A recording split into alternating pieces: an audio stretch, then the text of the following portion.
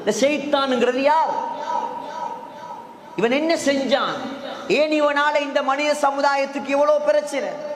இப்ப நாங்க ஷைத்தானை பற்றிய ஒரு சில சுவாரஸ்யமான அம்சங்களை பார்க்கலாம்.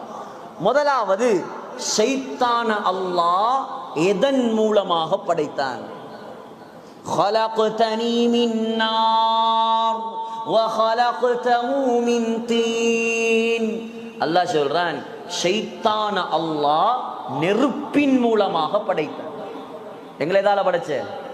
மண்ணால. ஆதம் அலைஹிஸ்ஸலாத்த மண்ணால படைச்ச, மலக்குமார ஒளியால படைச்ச, ஷைத்தான நெருப்பால் அல்லாஹ் படைச்சான். இப்ப ஜின்கள் எதால படைக்கப்பட்டவங்க? ஜின்களும் நெருப்பால. ஷைத்தான் ஜின் எல்லாம் ஒரு இனம் தான்.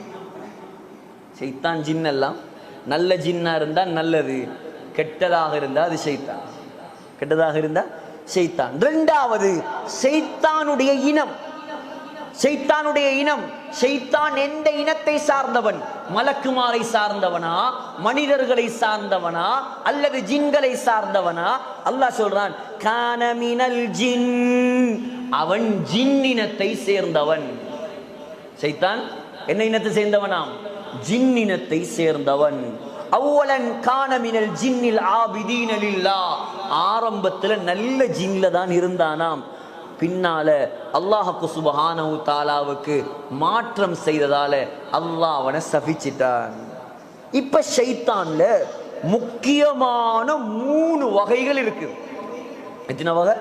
முக்கியமான 3 வகை இருக்குது. முதலாவது தான் இப்லீஸ். இப்லீஸ் யாரு? அவர்தான் ஷைத்தான்களுடைய தலைவர். முதலாவது அல்லாஹ்வுக்கு மாற்றம் செஞ்சவர் யார்? நான் சொன்னனே, வானத்துல நடந்த முதலாவது பாவம் செஞ்சது இவர் தான். வானலோகத்துல நடந்த முதலாவது பாவம், அல்லாஹ் சொன்ன கட்டளையை மீறியவர்.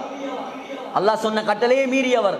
அதனாலதான் இவருக்கு பெயர் இப்லீஸ் என்று வைக்கப்பட்டது. இப்லீஸ் என்ற அர்த்தமே அல்லாஹ்வுடைய அருளை விட்டும் நிராசை அடைந்தவன். ஆரம்பத்தில் இவனுக்கு பேர் வேறையாம். அப்துல்லா பின் அப்பாஸ் ரலியல்லாஹு அன்ஹு சொல்றாங்க, இவர் அல்லாஹ்வுக்கு மாற்றம் செஞ்சதால அல்லாஹ் இவனுக்கு இப்லீஸ் என்று பெயர் வைத்தான். அப்லஸ் என்று சொன்னா யஇஸ மின் ரஹ்மத்தில்லாஹ், அல்லாஹ்வுடைய ரஹ்மத்தை விட்டும் தூரமானவன், நிராசை அடைந்தவன். இது ஷைத்தானுடைய பெரிய வகை. விஐபி வருதான், விவிஐபி, ஷைத்தான்ட தலைவர் இப்லீஸ். இரண்டாவது வகை தான் இஃப்ரீத். இரண்டாவது வகை என்ன? இஃப்ரீத். இஃப்ரீத்ண்டா யாருண்டா? இவங்க தான் குழப்பக்கார ஷைத்தான்.